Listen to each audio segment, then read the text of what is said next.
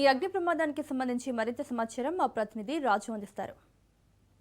అమీర్పేట వద్ద జరిగిన ఫైర్ యాక్సిడెంట్కి సంబంధించి ఒకవైపు మంటలు ఇంకా కూడా పూర్తి స్థాయిలో అదుపులోకి రాలేదు. ఈ మంటలను అదుపులోకి తీసుకురావడానికి ఇక్కడికే 5 ఫైర్ ఇంజన్లు ఒకవైపు తీవ్రంగా శ్రమిస్తూ ఉన్నాయి. అధికారులు కూడా ఇక్కడ శ్రమిస్తూ ఉన్నారు. మనం చూస్తూ ఉన్నాము విజువల్స్లో.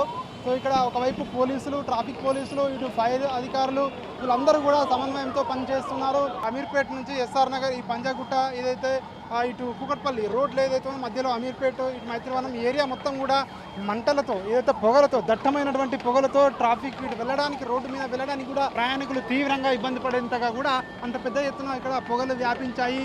ఒకవైపు ఈ అధికారులు అయితే హుటాహుటిన ఈ ఫైర్ సమాచారం అందుకోగానే ఇక్కడికి వచ్చి మంటలార్పే ప్రయత్నాలు చేస్తూ ఉన్నారు. అయినా కూడా ఇంకా కూడా పూర్తి స్థాయిలో మంటలు అదుపులోకి రాలేదు. ఇంకా కూడా మంటలు అదుపులోకి రావడానికి మరింత సమయం పట్టే అవకాశం కనిపిస్తూ ఉంది. దీనికి సంబంధించి అసలు గల కారణాలు ఏమిటి అన్నటువంటి అంశాన్ని అధికారులు దర్యాప్తులో తెలిసే అవకాశం ఉన్నట్టుగా కూడా మనకు తెలుస్తూ ఉంది. అమీర్పేట డివిజన్ మాజీ కార్పొరేటర్ కేతినేని సరళ గారు ఉన్నారు. ఈ ప్రమాదానికి సంబంధించి అసలు ఎందుకు జరిగింది, దీనికి గల కారణాలు ఏంటనే అంశాలను తెలుసుకునే ప్రయత్నం చేద్దాం. మేడం చెప్పండి, దీనికి గల ప్రధాన కారణం ఏమై ఉంటుంది, అసలు దీనికి సంబంధించి మీకు ఏం ఐడియా ఉంది దీనికి సంబంధించి? ఇక్కడ అధికారులు, ఫైర్ ఇంజన్ వాళ్ళు అందరూ కూడా షాక్ సర్క్యూట్ అయ్యి ఉండొచ్చు అని చెప్పడం జరుగుతుంది. దాన్ని పరిశీలిస్తారు. కానీ దీనికన్నా ముందు మనం అబ్జర్వ్ చేయాల్సింది ఏంటంటే, పోయినసారి కూడా మైత్రివన్లో ఇదే అమీర్పేటలో ఇంత జనాభా ఉన్న ప్లేస్లో మనకి ఇన్సిడెంట్స్ అవుతున్నాయి. దానికి ఏం సేఫ్టీ మెజర్స్ మనం ప్రభుత్వం ద్వారా తీసుకోవాలి అన్నది ప్రభుత్వం ఖచ్చితంగా దీని మీద ఆలోచించి శ్రద్ధ పెట్టాల్సిన అవసరం ఉంది. లేకపోతే రేపు ఒక్క ప్రాణం పోయినా మనం ఏం చేసినా, ఎన్ని నార్మ్స్ మార్చినా దానికి మనకి రిజల్ట్ ఉండదు. కాబట్టి ఖచ్చితంగా సేఫ్టీ నార్మ్స్ విషయంలో స్ట్రిక్ట్గా యాక్షన్. ఎందుకంటే ఈవెన్ బోర్డ్స్ ఉన్నాయి, మీరు చూస్తే మొత్తం అన్ని బోర్డ్స్ కవర్ చేసేస్తాయి. ఎలక్ట్రికల్ వైర్స్ అవన్నీ కూడా ఆ బోర్డ్స్ షార్టేజ్ అవ్వడానికి ఎక్కువ అవకాశం ఉంటుంది. Advertising boards, anything, anywhere where there is a huge crowd, అక్కడ సేఫ్టీ మెజర్స్ లేకపోతే సడన్గా అనుకోకుండా మన అదృష్టవశాత్తు ఎవరికి మనుషులకి ఇబ్బంది లేకపోవడం అది మన అదృష్టము. ఎందుకంటే వారిని కాపాడాల్సినప్పుడు ఫైర్ వాళ్ళు కానీ వాళ్ళవి కూడా ప్రాణాలే. ఇప్పుడు ఫైర్ ఇంజన్ వాళ్ళు కూడా మనం జాగ్రత్తలో ఉండి ఇన్సిడెంట్ అవుతే తప్పులేదు, కానీ జాగ్రత్తలు పాటించకుండా ఇన్సిడెంట్స్ అవుతే అది మన తప్పిదం అవుతుంది.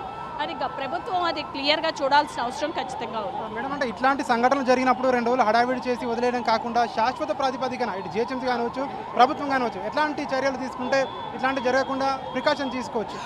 ఖచ్చితంగా తీసుకోవాలమ్మా. ఎందుకంటే ఈ విషయం చిన్న విషయం కాదు. ఎందుకంటే ఈరోజు ప్రాణ నష్టం అవ్వలేదు కాబట్టి ఈరోజు ఇలా మాట్లాడగలుగుతున్నాం, లేకపోతే ప్రాణాలు తీసుకురాగలమా?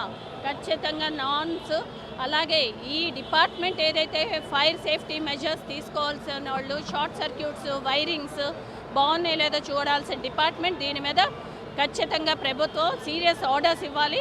లేకపోతే ప్రజలు, ఎందుకంటే పోయినసారి ఈవెన్ మైత్రివన్ విషయంలో మేము అదే చెప్పడం జరిగింది, మీరు నార్మ్స్ ఫాలో అవ్వండి దయచేసి. నార్మ్స్ ఫాలో అవుతే ఆటోమేటిక్గా కొన్ని ప్రాబ్లమ్స్ సొల్యూషన్స్ వస్తాయని. తర్వాత ఎవరు అధికారులు అక్కడ మైత్రివన్కి వచ్చి నార్మ్స్ ఫాలో చేసినట్టు మరి నాకైతే ఎక్కడ కనిపించలేదు. అది మీరు ప్రభుత్వం తెలియాలి. ప్రభుత్వం దాని గురించి ఆలోచించి ఎట్టి పరిస్థితుల్లో ప్రజల క్షేమం కోసం ఈ ప్రభుత్వం స్పందించకపోతే రేపు ప్రజలు దానికి ఇబ్బంది పడకుండా చేయాల్సిన బాధ్యత ప్రభుత్వం.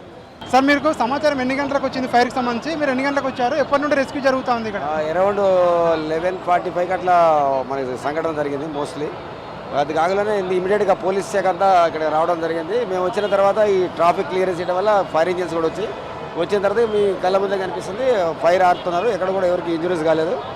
ఈ ట్రాఫిక్ ఇష్యూ కూడా లేకుండా అందరిని కూడా మేము కంట్రోల్ చేసుకోవడం జరుగుతుంది. ఫైర్ జరిగినప్పుడు లోపల ఎవరైనా చిక్కుని ఉన్నారా, లేకుంటే మీకు సమాచారం ఏముంటుంది? ఎవరైనా చిక్కున్నారా, బయటకు వచ్చారా? ఫైర్ అవుతుందని మనకి సమాచారం వచ్చింది. వాళ్ళు ఎవరు లే, మామూలుగా కామన్గా పోయే పబ్లిక్ నుంచే వచ్చారు, మెసేజ్ పెంచారు, పెడితే మేము ఇమీడియట్గా వచ్చాము. అది ఇంకా వెరిఫై చేయాల్సి ఉంటుంది. దీనికి కారణాలు ఏమని అనుకుంటున్నాం? ప్రైమరీగా ఏం అర్థమవుతుంది సార్, ఫైర్ ఎట్లా జరిగింది? అది మనకి ఇన్వెస్టిగేషన్లో తెలుస్తుంది. ఇప్పుడు ముందైతే మనం మంటలు ఆర్పే ప్రయత్నంలో ఉన్నాం. ఎన్ని ఫైర్ ఇంజన్లు వచ్చాయి? ఎన్ని ఫైర్ ఇంజన్లతో రెస్క్యూ నడుస్తూ ఉంది? అరౌండ్ ఇప్పుడు వరకు 6 ఫైర్ ఇంజన్ కనిపిస్తున్నాయి మనకి. ఇంకా కూడా వస్తున్నాయి.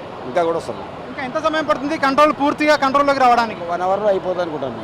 ఈ యొక్క సమాచారం రాగానే వెంటనే వచ్చాము, ఇక్కడ రెస్క్యూ చేస్తూ ఉన్నాము. మంటలను ఆర్పేందుకు ఇటు ఫైర్ సిబ్బంది తీవ్రంగా శ్రమిస్తూ ఉన్నారు. 6 ఫైర్ ఇంజన్లతో ఇక్కడ మంటలను ఆర్పే ప్రయత్నం చేస్తూ ఉన్నారు. దాదాపు పూర్తి స్థాయిలో ఇంకా అదుపులోకి రాకపోయినప్పటికీ పెద్దగా అయితే ప్రస్తుతం అయితే లేవు మంటలు అని చెప్పొచ్చు. కొంచెం అదుపులోకి వచ్చాయి. ఇంకా పొగలు మాత్రం అదేవిధంగా దట్టంగా అలుముకొని ఉన్నాయి. మరి కాసేపట్లోనే ఇవి పూర్తిగా కంట్రోల్లోకి వచ్చే అవకాశం ఉంది అని చెప్పేసి కూడా ఇటు అధికారులు చెప్తా ఉన్నారు. కెమెరా పర్సన్ శ్రవంతో రాజు న్యూస్ హైదరాబాద్ నుండి.